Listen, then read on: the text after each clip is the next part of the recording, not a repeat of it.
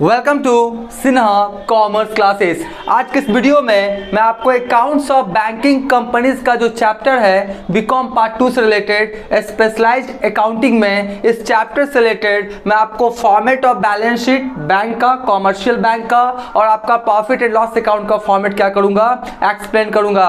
ये जो आपका फॉर्मेट है balance sheet and profit and loss account, इसमें टोटल 16 शेड्यूल्स होते हैं, 16 शेड्यूल्स होते हैं। उस 16 शेड्यूल्स के बारे में आपको जानना पड़ेगा। 1 से लेके 12 तक का जो शेड्यूल्स होता है वो बैलेंस शीट से रिलेटेड होता है, राइट। और आपका 13, 14, 15, 16 जो आपका शेड्यूल्स होता है वो आपका प्रॉफिट एंड लॉस अकाउंट से रिलेटेड होता है। 1 से लेके 12 तक का जो शेड्यूल्स होता है बैलेंस शीट से रिलेटेड होता है और आपका 13 से लेके 16 तक का जो शेड्यूल्स होता है वो आपका प्रॉफिट एंड लॉस अकाउंट से रिलेटेड होता है। देखिए, अगर आप accounts of banking companies chapter के बारे में जानना चाहते हैं, अच्छा इंपैक्ट बनाना चाहते हैं, इस चैप्टर से रिलेटेड कॉन्सेप्ट क्लियर करना चाहते हैं, तो आपको लेक्चर वाइज मेरा वीडियोस देखना पड़ेगा। लेक्चर 1, 2, 3 इस तरह से देखेंगे तो पूरा आपको कॉन्सेप्ट क्लियर हो जाएगा। अभी तक मैंने बताया क्या है इस चैप्टर से रिलेटेड कि बैंक क्या होता है। बैंक को जनरली 2 भागों में कैटेगराइज किया गया है, कॉमर्शियल बैंक और सेंट्रल बैंक। कॉमर्शियल बैंक क्या होता है, सेंट्रल बैंक क्या होता है। कॉमर्शियल बैंक को भी जनरली 2 भागों में कैटेगराइज किया जाता है, प्राइवेट सेक्टर बैंक्स और पब्लिक सेक्टर बैंक्स। तो प्राइवेट सेक्टर बैंक्स किसे कहते हैं, पब्लिक सेक्टर बैंक्स किसे कहते हैं, ये सब के बारे में डिटेल्स इंफॉर्मेशन दिया गया है। फिर मैंने एक वीडियो बनाया है जिसमें कॉमर्शियल बैंक का जितने भी फंक्शंस हैं, राइट, उसके बारे में डिटेल्स इंफॉर्मेशन मैंने दिया है कि कॉमर्शियल बैंक्स का क्या क्या फंक्शंस हो सकता है, राइट। तो वो सब मैंने पूरा जो आपका बैंक से रिलेटेड आपका जो बेसिक इंफॉर्मेशन है मैंने उसका वीडियोस बना दिया है।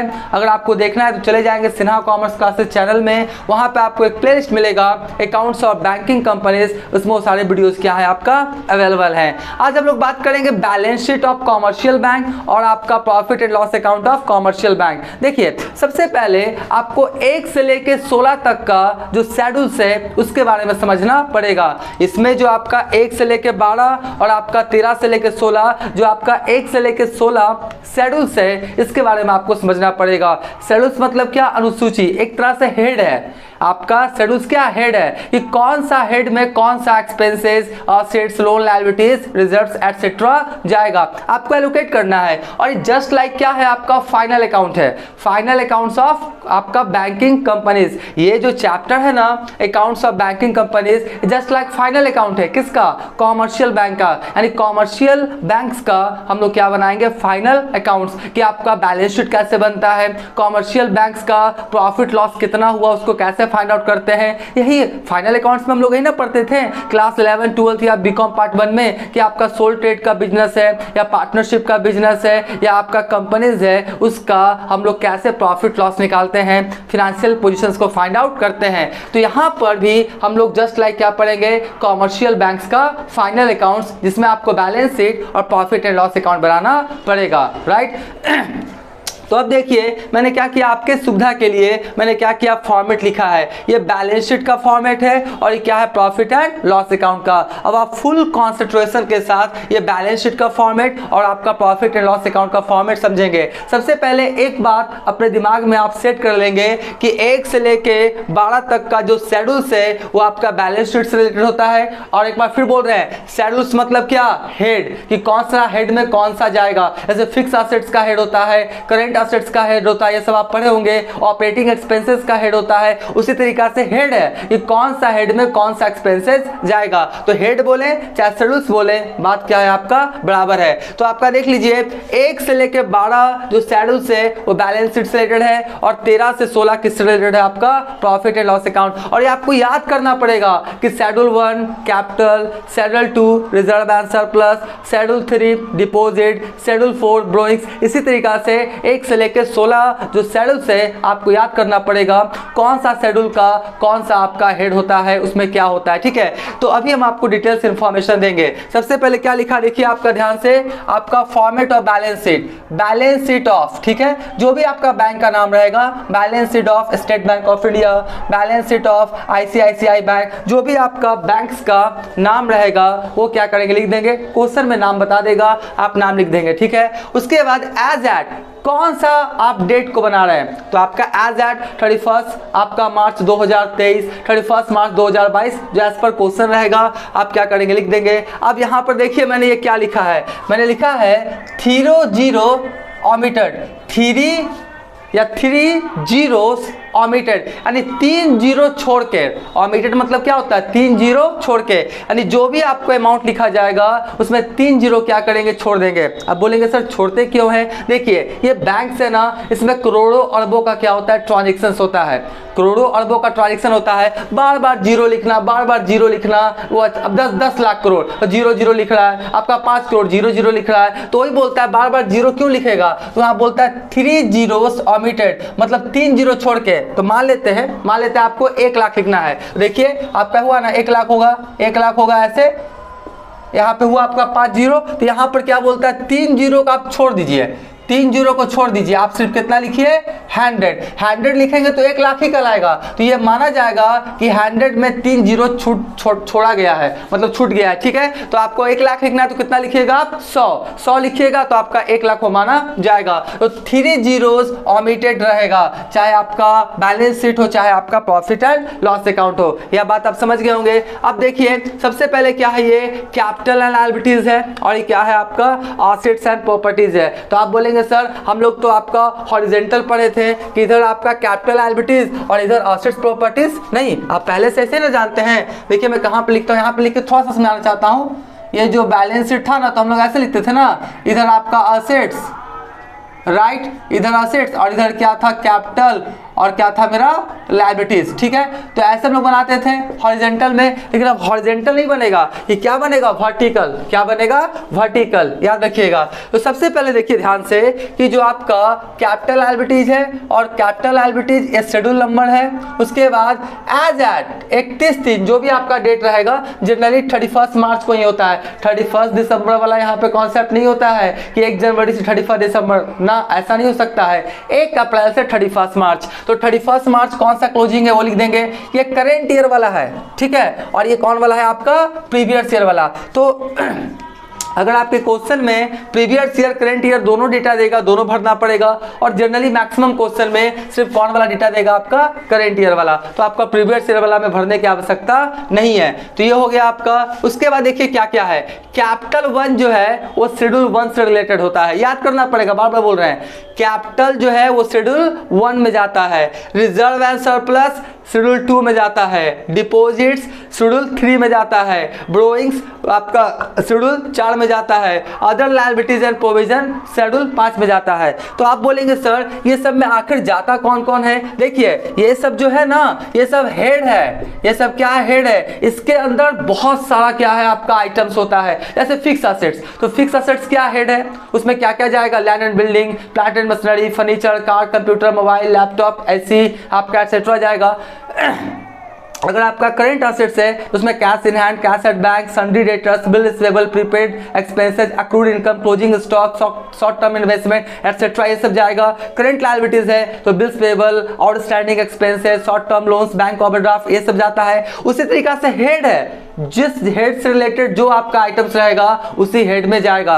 अभी मैं आपको शॉर्ट इंफॉर्मेशन भी दूंगा कि कौन सा हेड्स में कौन सा आइटम जाता है, फिर मैंने क्या करूंगा, एक आपका रफ अमाउंट से, मतलब एक काल्पनिक अमाउंट से हम आपको बैलेंस शीट और पीएल अकाउंट बना के भी क्या करेंगे, दिखाएंगे। देखिए मेरा ही मकसद है कि आप अच्छे ढंग से सारा कॉन्सेप्ट को सीखें, ठीक है। तो देखिए कैपिटल फर्स्ट कौन है आपका, शेड्यूल 1। तो देखिए कैपिटल, अभी मैं शॉर्ट इन्फॉर्मेशन दूंगा, ध्यान सुनिए, अभी जितने भी शेड्यूल्स है ना 1 से लेकर 16 तक सभी मैं शॉर्ट इन्फॉर्मेशन दूंगा, और उसके बाद आने वाले वीडियोस में सभी शेड्यूल्स के बारे में 1 से लेकर 16 जो शेड्यूल्स है सभी का डिटेल्स मैं वीडियो बनाऊंगा कि आपका शेड्यूल 1 में कौन कौन सा आइटम्स जाता है, शेड्यूल 2, शेड्यूल 3, 1 से लेकर 16 तक का डिटेल्स में क्या करूंगा, फॉर्मेट के साथ मैं उसका वीडियोज अपलोड करूंगा, इसलिए मेरे चैनल से जुड़े रहेंगे। अभी मैं शॉर्ट इन्फॉर्मेशन दूंगा, ठीक है। सबसे पहले कैपिटल किसके लिए है, शेड्यूल 1 के लिए, राइट। अब कैपिटल में कौन कौन रहेगा आपका, authorise capital, issued capital, subscribe capital, called up capital, paid up capital, unpaid up capital, ये सब किसमें रहेगा आपका, शेड्यूल 1 में यानी कैपिटल वाला हेड में ये सब आपका कैपिटल रहेगा। अब आपके मन में सवाल होगा कि sir authorise capital, registered capital, nominal capital, issued capital, unissued capital, called up capital, paid up capital, ये सब तो मुझे पता ही नहीं है। देखिए अगर आप बीकॉम पार्ट 2 के स्टूडेंट्स हैं तो आप 11 12 बीकॉम पार्ट 1 पढ़ चुके होंगे, मैं मान के चलते हैं, और ये सब बेसिक इन्फॉर्मेशन आपके पास होगा। ठीक है, अगर मान लेते इन्फॉर्मेशन नहीं है, मान लेते 2 मिनट के लिए, उसका भी मेरे पास आपका उपाय है। आप चले जाएंगे सिन्हा कॉमर्स क्लासेस चैनल में, वहाँ पे आपको एक प्लेलिस्ट मिलेगा कंपनी अकाउंट्स। कौन सा प्लेलिस्ट मिलेगा? Company accounts. उसमें सारे वीडियोस क्या है आपका अवेलेबल है, ये कंपनी किसे कहते हैं, issued capital, authorise capital, called up capital, सारा डिटेल्स इन्फॉर्मेशन दिया गया है। ठीक है, तो कैपिटल में समझ गए ना आपका, authorise capital, issued capital, called up capital, paid up capital, unpaid up capital, यानी कैपिटल से रिलेटेड जितने भी आपका आइटम है, इंफॉर्मेशन है, वो आपका शेड्यूल 1 में जाएगा, किसमें? कैपिटल में। ठीक है, दूसरा कौन सा है आपका? Reserve and surplus. जितने भी तरह का कॉमर्शियल बैंक्स के पास रिजर्व होगा, चाहे कैपिटल रिजर्व है, चाहे आपका जनरल रिजर्व है, चाहे स्टैट्यूटरी रिजर्व है, या अदर रिजर्व, कोई भी रिजर्व है, और सरप्लस अगर कोई प्रॉफिट वगैरह हुआ है तो किसमें जाएगा? आपका रिजर्व एंड सरप्लस वाला आइटम है। ठीक है, थर्ड कौन है आपका शेड्यूल? आपका डिपॉजिट्स। हम लोग यानी अकाउंट होल्डर्स जो आपका कॉमर्शियल बैंक में पैसा डिपॉजिट करता है डिफरेंट अकाउंट्स के माध्यम से, चाहे current account, fix deposit account, recurring deposit account आपका, और फिर उसका कौन है? Home saving account. ठीक है, आपका करेंट अकाउंट। तो ये सब अकाउंट्स के थ्रू जो पैसा डिपॉजिट करता है तो कितना में जाता है? आपका शेड्यूल 3। किसमें? डिपॉजिट में वो सारे पैसे चले जाते हैं। ठीक है, और मैं बता चुका हूं कि fix account, current account, saving account, home saving account, recurring deposit account किसे कहते हैं, इसका वीडियो क्या है अवेलेबल, आप देख लेंगे। ठीक है, उसके बाद क्या होता है? ब्रोइंग्स। अगर कॉमर्शियल बैंक कोई क्या करता है? कर्ज लेता है। एक कॉमर्शियल बैंक दूसरे कॉमर्शियल बैंक से भी कर्ज लेता है, एक कॉमर्शियल बैंक किसी फाइनेंशियल इंस्टीट्यूशन से भी कर्ज लेता है, एक कॉमर्शियल बैंक आपका रिजर्व बैंक ऑफ इंडिया जो सेंट्रल बैंक है उससे भी कर्ज लेता है। तो एक कॉमर्शियल बैंक अगर कोई कर्ज लेगा वो शेड्यूल कितना में जाएगा? आपका 4 में। और एक बार फिर से बोलना चाह रहा हूं, अभी मैं शॉर्ट इन्फॉर्मेशन दे रहा हूं, नेक्स्ट वाले वीडियोज में सारा जो 1 से लेकर 16 शेड्यूल से सभी के बारे में डिटेल्स क्या करूंगा, मैं वीडियो बनाऊंगा। उसके बाद कौन है? Other liabilities and provision. इसके बाद अगर और भी कोई लायबिलिटीज है कॉमर्शियल बैंक का या कोई प्रोविजन है, वो कितना में जाएगा? आपका शेड्यूल नंबर 5 में। ठीक है जी, तो ये क्या था आपका? किससे रिलेटेड था? Capital and liabilities. ये किससे रिलेटेड था? आपका कैपिटल एंड लायबिलिटीज। अब देखिए, अब जो आएगा 6 से वो क्या है? आपका असेट्स वाला। किसके वाला? असेट्स वाला। तो देखिए असेट्स में क्या बोलता है? कैश एंड बैलेंसेस विथ आपका रिजर्व बैंक ऑफ इंडिया। देखिए कॉमर्शियल बैंक के पास जितना पैसा डिपॉजिट के तौर पे आता है उसका कुछ परसेंटेज से आपका कॉमर्शियल बैंक सेंट्रल बैंक के पास पैसा क्या करता है? डिपॉजिट रखता है। इसे हम लोग क्या बोलते हैं? सीआरआर। क्या बोलते हैं हम लोग? सीआरआर, यानी कैश रिजर्व रेशियो। ठीक है, तो मान लेते हैं अभी 4% है, ये चेंज होते रहता है, आरबीआई के पास पावर इसको चेंज करते रहता है। ठीक है, और इसका भी वीडियो अवेलेबल है कि सीआरआर किसे कहते हैं, बैंक रेट किसे कहते हैं, रेपो रेट किसे कहते हैं, एसएलआर किसे कहते हैं, रिवर्स रेपो रेट किसे कहते हैं। जब आप सिन्हा कॉमर्स क्लासेस चैनल में जाएंगे वहाँ इन्फॉर्मेटिव वीडियोस का एक आपका प्लेलिस्ट है, उसमें वो वीडियो, उसमें क्या है? ये वीडियो अवेलेबल है। तो कॉमर्शियल बैंक के पास जितना पैसा डिपॉजिट के तौर पर आता है, कॉमर्शियल बैंक सेंट्रल बैंक के पास जिस रेशियो से डिपॉजिट करती है उसे क्या बोलते हैं? Cash reserve ratio. तो कॉमर्शियल बैंक सेंट्रल बैंक के पास पैसा कितना जमा की है वो कौन सा शेड्यूल्स में जाएगा? Schedules number 6, cash and balances with RBI. ठीक है, उसके बाद कौन सा आपका देख लीजिए?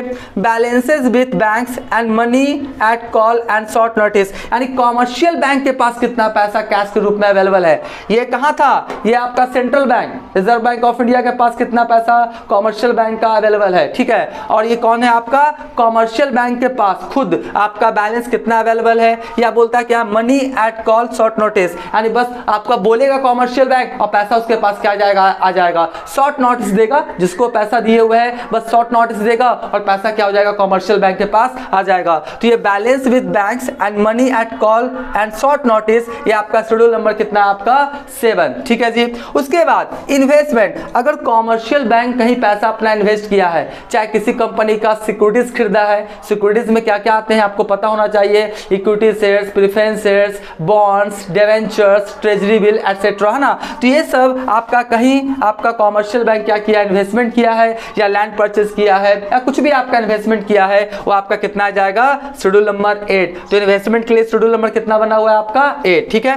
उसके बाद कौन है आपका एडवांसेस, एडवांसेस के लिए शेड्यूल नंबर कितना है आपका 9, ठीक है। एडवांसेस में क्या आएगा, कॉमर्शियल बैंक क्या करता है, पैसा देता है ना अकाउंट होल्डर को, पब्लिक को एज ए लोन के रूप में, चाहे वो आपका ओवरड्राफ्ट के थ्रू दे, कैश क्रेडिट के थ्रू दे, या आपका टर्म लोन, आपका डिमांड टर्म लोन के थ्रू दे, या आपका क्या बोलता है आपका शॉर्ट टर्म लोन होता है, कार, कंप्यूटर, मोबाइल, लैपटॉप, ये सब लेने के लिए भी क्या करता है, लोन देता है। तो कोई भी अगर लोन दिया है तो किस में जाएगा आपका, एडवांस में। किस में, एडवांसेस में। तो हम लोग जो आपका लोन लेते हैं ना, हाउस लोन लेते हैं, कार लोन लेते हैं, पर्सनल लोन लेते हैं, वो सब कितना में जाता है, शेड्यूल नंबर 9, यानी किसमें, एडवांसेस में, ठीक है। उसके बाद कॉमर्शियल बैंक के पास कोई भी फिक्स असेट्स है, ठीक है। आपका फिक्स असेट्स तो वाकिफ है, लैंड, बिल्डिंग्स, फर्नीचर्स, मैशनरी, ये सब आपका जो रहेगा, लैपटॉप, कंप्यूटर्स, ये सब आपका किसमें जाएगा, आपका फिक्स असेट्स, यानी शेड्यूल नंबर 10 में। उसके बाद इसके अलावा कोई अगर अदर असेट्स है, ठीक है, फिक्स असेट्स को छोड़ के कोई अदर असेट्स है, वो कितना में जाएगा, शेड्यूल नंबर 11 में, ठीक है। तो 1 से लेके 11 तक हो गया। अब यहीं पे स्टूडेंट्स लोग को कॉन्सेंट्रेशन के साथ देखना चाहिए। देखिए 1 से लेके 5 तक और 6 से लेके 11 तक का टोटलिंग कर लेंगे, और टोटलिंग के बाद आता है क्या, कॉन्टिजेंट लायबिलिटीज, शेड्यूल नंबर 12। इसको नीचे रखेंगे, टोटलिंग में इसको इंक्लूड नहीं करेंगे। याद रखिएगा, जब हम लोग बैलेंस शीट का टोटलिंग करेंगे असेट साइड का, तो शेड्यूल नंबर 12 क्या होगा, टोटल के बाहर इस अमाउंट को हम लोग टोटलिंग में इंक्लूड नहीं करते हैं। बहुत सारे स्टूडेंट्स लोग क्या करते हैं, जो कॉन्टिजेंट लायबिलिटीज होता है उसको भी ऊपर में लिख के टोटल करते हैं असेट साइड में, इसलिए उनका आंसर आता नहीं है। तो ये छोटी छोटी बातें हैं जो आपको पता होना चाहिए। तो कॉन्टिजेंट लायबिलिटीज वैसा लायबिलिटीज जो अभी लायबिलिटीज नहीं है, लेकिन हो सके आगे चल के लायबिलिटीज बन जाए। ऐसे कोई केस वगैरह चल रहा है, कॉमर्शियल बैंक से क्या चल रहा है, कोई केस वगैरह चल रहा है ना, आकस्मिक दायित्व, मतलब दायित्व हो भी सकता है और नहीं भी हो सकता है। तो जब हो जाएगा तब तो इसको हम लोग ऊपर में लिख देंगे, लेकिन जब दायित्व होने का चांस नहीं है, अभी पेंडिंग में है, तो इसको किस में लिखेंगे, कॉन्टिजेंट लायबिलिटीज, ठीक है, शेड्यूल नंबर 12 में, और इसको टोटलिंग में ऐड नहीं करेंगे। उसके बाद और है बिल्स फॉर कलेक्शन।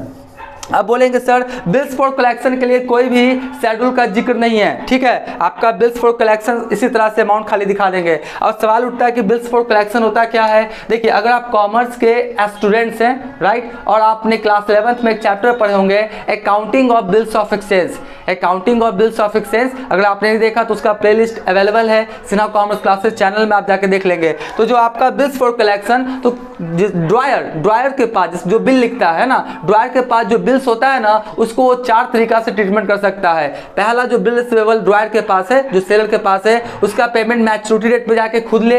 दूसरा क्या करे, बिल को क्या करे, बैंक से डिस्काउंट करवा ले। तीसरा बिल को क्या करे, किसी थर्ड पार्टी को इंडोर्स कर दे। और चौथा बिल्स को क्या करे, कलेक्शंस के लिए भेज दे। तो होता क्या है कि जो ड्रायर है, जो आपका अकाउंट होल्डर है, बैंक के पास क्या करता है, बिल को सेंड कर देता है कलेक्शंस के लिए। और बैंक का काम होता है कि ड्राई से, यानी जो बिल एक्सेप्ट किया है उससे पैसा लेके मैच्योरिटी डेट पे जो बिल्स भेजा है, ड्रायर भेजा है, यानी अकाउंट होल्डर भेजा है, उसके अकाउंट में पैसा जमा कर देने के लिए। तो एक तरह से एजेंसी की तरह ये काम करता है। ये आपका जो कॉमर्शियल बैंक है उसके लिए ना असेट्स ना लायबिलिटीज। अरे भैया अकाउंट होल्डर का बिल है ना, उसका अपना बाप का पैसा थोड़ी ना कॉमर्शियल बैंक का नहीं है। वो बिल लेके कहां जाएगा, ड्रायर के पास मैच्योरिटी डेट पे, और पैसा लेके अकाउंट होल्डर के खाता में जमा कर देगा। हाँ, ये सब काम करने के लिए कुछ चार्ज लेता है, कॉमर्शियल बैंक फ्री में तो नहीं करेगा, सीधा सा बात है, तो वो चार्ज लेगा। लेकिन ये सब बिल्स फॉर कलेक्शन अगर कोई है तो उसको हम लोग क्या करेंगे, आपका टोटलिंग में ऐड नहीं करेंगे, ठीक है। तो 1 से आपका 12 तक का जो शेड्यूल्स होता है किससे रिलेटेड होता है, मेरा बैलेंस शीट से रिलेटेड, ठीक है। अब क्या करेंगे, काल्पनिक अमाउंट हम आपको लिख के भी क्या करेंगे, समझाने का कोशिश करेंगे। इससे क्या होगा, आपका कॉन्सेप्ट क्या हो जाएगा, क्लियर हो जाएगा, ठीक है। इससे क्या होगा, आपका कॉन्सेप्ट क्या हो जाएगा, क्लियर हो जाएगा। देखिए हम मान के चलते सिर्फ करेंट ईयर का डेटा है, प्रीवियस ईयर का नहीं है, ठीक है। प्रीवियस ईयर का रहेगा तो डाल देंगे, मैक्सिमम क्वेश्चंस में सिर्फ आपको करंट ईयर का डेटा रहेगा, ठीक है। तो मान लेते हैं कैपिटल है 10 लाख, कैपिटल कितना है 10 लाख। देखिए यहाँ पे हम लिखेंगे 10 लाख, देखिए कैसे लिखेंगे, ऐसे ही लिखेंगे ना, देखिए 10 लाख लिखे, ठीक है। तो आपको पता है ना कि यहाँ पे 3 जीरो छोड़ना है, तो 3 जीरो हम लोग क्या करेंगे, हटा देंगे, यानी मात्र कितना लिखेंगे हम लोग, 1000। कितना लिखेंगे? 1000। 1000 लिखे, इसका मतलब ये 10 लाख है। क्यों? क्योंकि इसमें 3 जीरो क्या ओमिटेड है, बार बार जीरो क्यों लिखेगा? ठीक है, तो आपका मान लेते हैं 10 लाख क्या हो गया आपका, 10 लाख क्या हो गया आपका, 10 लाख क्या हो गया आपका कैपिटल। अब मान लेते हैं रिजर्व एंड सरप्लस कितना है आपका, 5 लाख। कितना है? 5 लाख। तो 5 लाख है तो 2 आपका 500 लिखेंगे, इसमें 3 जीरो छूटा हुआ याद रखिएगा। उसके बाद क्या? डिपॉजिट। डिपॉजिट मान लेते हैं 2 लाख है, कुछ भी मान सकते हैं। डिपॉजिट कितना आपका 2 लाख है, तो 2 लाख है तो 200 लिखिए। उसके बाद ब्रोइंग्स मान लेते हैं कितना है आपका 6 लाख, तो 600 लिखिए। उसके बाद अदर लायबिलिटीज एंड प्रोविजन कितना है आपका 1 लाख, तो 100 लिखिए। हो गया ना जी? आपका सब लिख दिया ना? इसको थोड़ा नीचे करके लिखते हैं जी, तो आपने सामने रहे तो थोड़ा सा समझ में आता है ना। ठीक है, और ये वाला क्या है, 4 यहाँ 3 यहाँ। ठीक है, तो आपका कितना हो गया? अब इसको क्या करेंगे हम लोग, जोड़ देंगे। इसको क्या करेंगे हम लोग, जोड़ देंगे। आपका 1500, 15 दू कितना हो गया 17, 17 और आपका 6 कितना हो गया 17, 6 हो गया 23, 23 से कितना हो गया 24। ठीक है, तो आपका हो गया 24, आपका कितना हो गया 24, आपका कितना हो गया 24। ठीक है, तो यहाँ पर कितना आ गया आपका 2400, 2400। इसमें 3 जीरो क्या है, छूटा हुआ है, यानी एक तरह से कितना हो गया ये 24 लाख। 3 जीरो इसमें डाल देंगे तो क्या हो जाएगा मेरा 24 लाख। तो 24 लाख, तो अगर ये 24 लाख है तो नीचे भी कितना होना चाहिए मेरा 24 लाख ही होना चाहिए। मान लेते हैं ये मेरा कितना है आपका cash and balance with RBI कितना है 5 लाख, तो आपका ये कर दीजिए। उसके बाद बैलेंस विथ आपका ये कितना है मान लेते हैं 6। ठीक है, उसके बाद इन्वेस्टमेंट कितना है मान लेते हैं, इन्वेस्टमेंट कहाँ है आपका, ये है ना, इसको यहाँ लिखते हैं ना, इसको यहाँ लिखते, रुक जाइए, इसको यहाँ लिखते हैं 6 लाख, और इन्वेस्टमेंट मान लेते हैं कितना है आपका 3। ठीक है, उसके बाद एडवांस कितना है आपका मान लेते हैं 7 लाख, 3 जीरो छूटा हुआ है। फिक्स एसेट्स कितना हो गया आपका 1। ठीक है, अब ये देख लेते हैं कि कितना आपका अदर एसेट्स होना चाहिए, तो हो गया 5, फिर कितना हो गया 6, फिर कितना हो गया 3, फिर कितना हो गया आपका 7, फिर कितना हो गया 100, यानी 22, और होना चाहिए कितना 24। इसको कितना मान ले, 2 मान लेते हैं, तो आपका कितना हो गया 24। कितना हो गया 24, क्योंकि ये तो आपको पता है ना कि आपका जितना आपका कैपिटल लायबिलिटीज होगा उतना ही एसेट्स प्रॉपर्टीज होगा, ना 1 रुपया ज़्यादा ना 1 रुपया कम। तो ऊपर में 24 लाख, तो नीचे में भी कितना हो गया 24 लाख। और मान लेते हैं कॉन्टिजेंट लायबिलिटीज है वो 1 लाख का है, और बिल्स फॉर कलेक्शन कितने का है 2 लाख का। तो बस इसको दिखा देना है, इसको हम लोग टोटलिंग में ऐड नहीं करते हैं। तो इस तरह से पूरा आपका बैलेंस शीट बन के तैयार हो गया। ठीक है, अभी तक मेरा वीडियो आपको अच्छा लगा, वीडियो को लाइक कर देंगे, चैनल को सब्सक्राइब नहीं किया तो सब्सक्राइब करके हमारा हौसला बढ़ाएंगे, बेल आइकन हिट करके ऑल कर देंगे। इससे क्या होगा, कोई भी वीडियोस मैं अपलोड करूंगा उसका सबसे पहले आपको नोटिफिकेशन मिल जाएगा। ठीक है, तो ये बनके क्या तैयार हो गया आपका बैलेंस शीट। ठीक है, 1 से लेके 12 शेड्यूल्स की सहायता से। अब हम लोग कौन सा बनाएंगे, format of profit and loss account. तो देखिए profit and loss account of, उसके बाद फॉर द ईयर इंडेड, कौन सा साल के अंत में बना रहे हैं, 31 आपका मार्च 2023, 31 मार्च 2022 एज पर क्वेश्चन देगा, आप लिख देंगे। उसके बाद क्या है आपका शेड्यूल, आपका 13, 14, 15, 16, एक बार फिर से बोलते हैं 1 से लेके 12 तक का बैलेंस शीट, और 13 से 16 कहाँ जाएगा आपका प्रॉफिट एंड लॉस अकाउंट। इसमें भी देख लीजिए 3 जीरो क्या है ओमिटेड है, जो भी अमाउंट लिखाएगा उसमें मान के चलिए कि 3 जीरो छोड़ चुके हैं। बार बार जीरो लिखेंगे तो टाइम क्या होगा, ज्यादा बर्बाद होगा ना। बैंक है ना जी, करोड़ों अरबों में ट्रांजेक्शंस करता है, किसमें करता है, करोड़ों अरबों में क्या करता है, ट्रांजेक्शंस करता है। ठीक है, तो अब देखिए ये आपका कैसे बनेगा।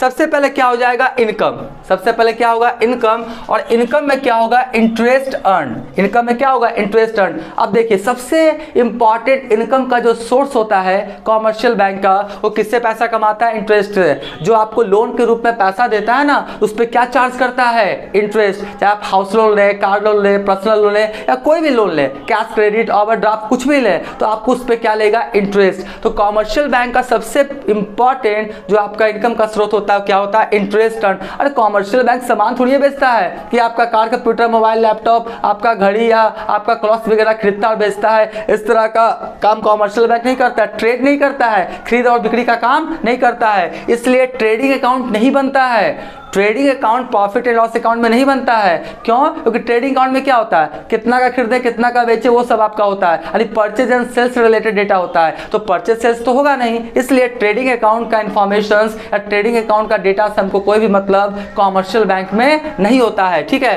तो इंटरेस्ट अर्न, तो इंटरेस्ट आपका लेगा, मान लेते हैं इंटरेस्ट इसको मिला 5 लाख, कितना मिला 5 लाख, तो कितना लिखेगा 500, कितना लिखेगा 500, सीधा सा बात है आपका 3 जीरो इसमें छूटा हुआ है। तो इंटरेस्ट अर्न शेड्यूल नंबर कितना में जाएगा 13 में, कितना में जाएगा 13 में। उसके बाद अदर इनकम, इसके बाद कोई भी आपका कॉमर्शियल बैंक के पास इनकम आता है ना, जैसे कोई आपका सर्विस दिया उसके लिए चार्ज लेता है, कोई आपसे क्या करता है पेनल्टी वगैरह लेता है, एटीएम चार्ज का क्या करता है पैसा डेबिट करता है, कोई भी सर्विसेज के बदले आपका अकाउंट होल्डर से जो पैसा लेता है वो सब किस में जाएगा आपका अदर इनकम में। तो मान लेते हैं अदर इनकम कितना था आपका 4 लाख, तो कितना हो जाएगा आपका 400, यानी कितना हो जाएगा आपका 900, कितना हो जाएगा 900, यानी इंटरेस्ट अर्न के थ्रू आपका 5 लाख आया और अदर इनकम के थ्रू कितना है 4 लाख, 5 4 9, 3 जीरो क्या है छुटा हुआ, याद रखिएगा। तो आपका इंटरेस्ट अर्न शेड्यूल नंबर 3 और अदर इनकम शेड्यूल नंबर कितना में जाता है आपका 4, तो इनकम टोटल कितना हो गया 9 लाख। ठीक है,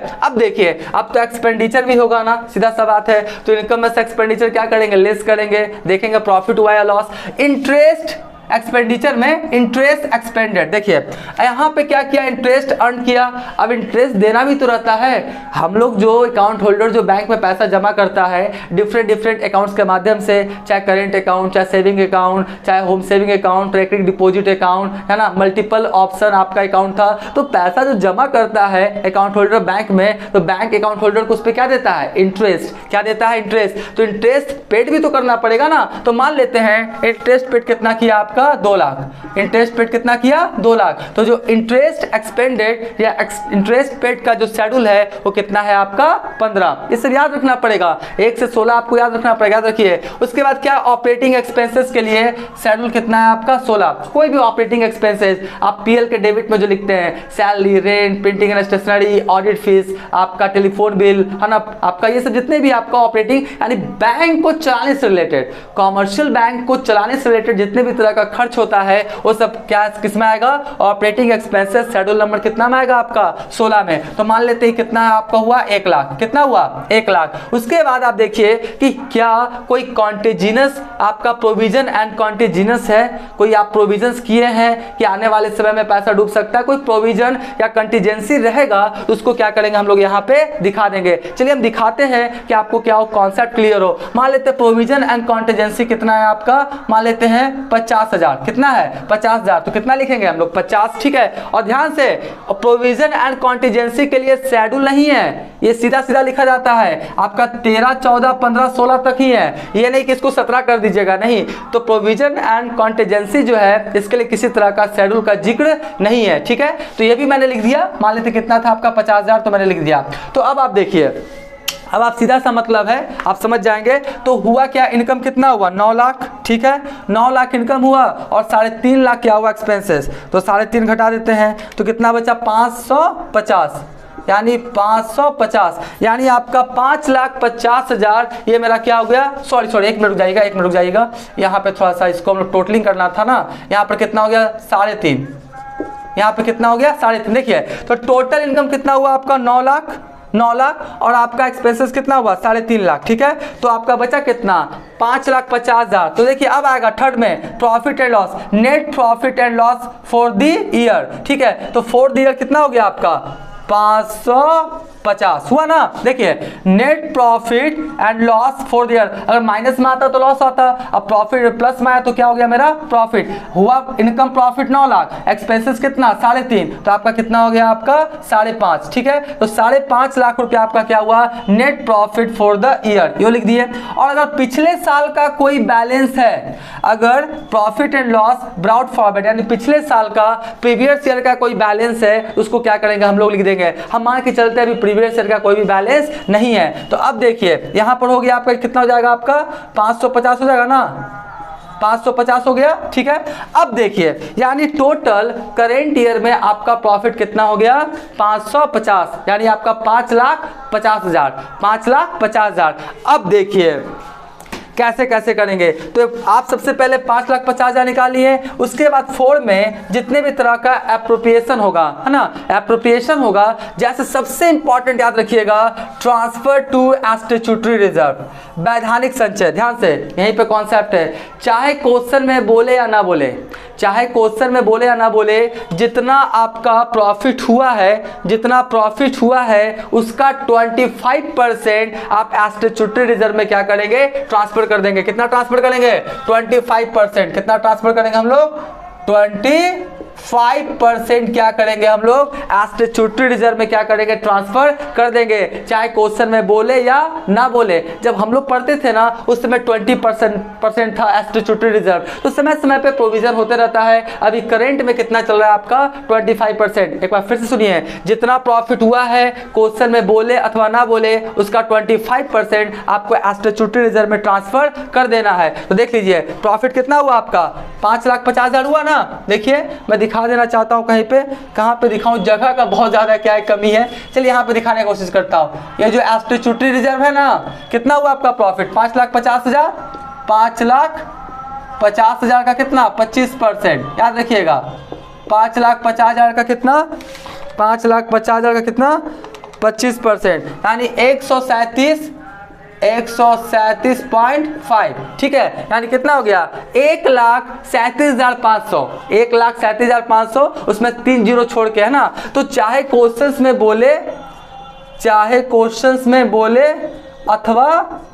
अथवा ना बोले, हम लोग क्या करेंगे, स्टैट्यूटरी रिजर्व में 25% क्या करेंगे, ट्रांसफर कर देंगे। तो देखिए 5,50,000 का आपका 25% कितना हो गया, 1,37,500। एक बार फिर से बोल रहे हैं, इसमें 3 जीरो क्या है आपका, छूटा हुआ है। ठीक है, तो इस तरह से आपका बन गया। अब देखिए, अब अगर कोई और भी क्वेश्चन में बोल रहा है कि आपका जो प्रॉफिट हुआ अदर रिजर्व में ट्रांसफर करो, क्वेश्चन में देगा, चाहे आपका क्या बोलता है, transfer to government propose dividend, ये सब में ट्रांसफर करो तो ट्रांसफर कर देंगे। हम मान के चलते हैं अभी ये सब नहीं है, अभी ये सब नहीं है। तो अब बताइए आपका टोटल कितना था, 5,50,000। ठीक है, 5,50,000 में 1,37,000 आपका 500, 1,37,500 क्या हो गया, लेस हो गया। तो फाइनली कितना पैसा बचा, 4,12,000, 4,12,000। ठीक है, कितना बचा, 4,12,000। तो कितना हो जाएगा आपका, 550। देखिए तो क्या लिखा आपका, यहाँ पे क्या लिखा, balance carried over to balance sheet. आपका टोटल कितना हो गया, 4,12,500। कहाँ ट्रांसफर होकर चला जाएगा, इसी में, किस में, रिजर्व एंड सरप्लस में, यानी शेड्यूल नंबर कितना में चला जाएगा, ये 2 में। कितना में, 2 में चला जाएगा। ठीक है, तो यही क्या था, पूरा इंटायर क्या था, प्रॉफिट एंड लॉस अकाउंट। एक बार फिर से बता देना चाहेंगे, 13-14 को जोड़ देंगे तो 9 लाख आया, राइट। 9 लाख में ये सब एक्सपेंसेस को क्या क्या घटा दिए, तो 9 लाख में 3.5 लाख मेरा माइनस हो गया, बचा कितना, profit for the current year 5,50,000। ठीक है, 5,50,000 में चाहे क्वेश्चन में बोले अथवा ना बोले, स्टैट्यूटरी रिजर्व का कितना ट्रांसफर कर देंगे, 25%। तो आपका 5,25,000 का, आप 5,50,000 का 25% कितना हुआ, 1,37,500। तो 1,37,500 कहाँ ट्रांसफर हो गया, स्टैट्यूटरी रिजर्व में। तो बाकी पैसा balance carried over to balance sheet, यानी जो बैलेंस बचा है 4,12,500, ये कहाँ ट्रांसफर होकर चला जाएगा, बैलेंस शीट में, शेड्यूल नंबर 2 में। ठीक है, तो इस तरह से पूरा इंटायर मैंने क्या किया, आपको इन्फॉर्मेशन दिया, किसका, बैलेंस शीट का और किसका, प्रॉफिट एंड लॉस अकाउंट का। आपसे बस एक ही निवेदन है कि 1 से लेके 16 तक का जो शेड्यूल्स है, जो फॉर्मेट है, इसको क्या करेंगे, आप दिमाग में रख लेंगे, राइट। आप क्या करें, इसका स्क्रीनशॉट ले लें।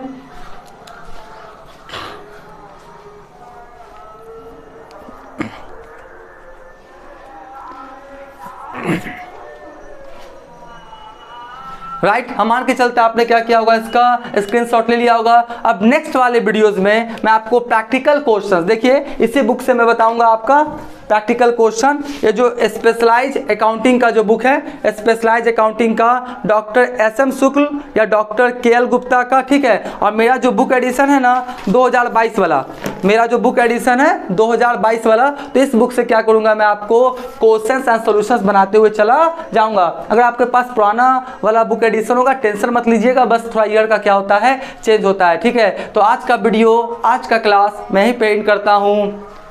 Thank you.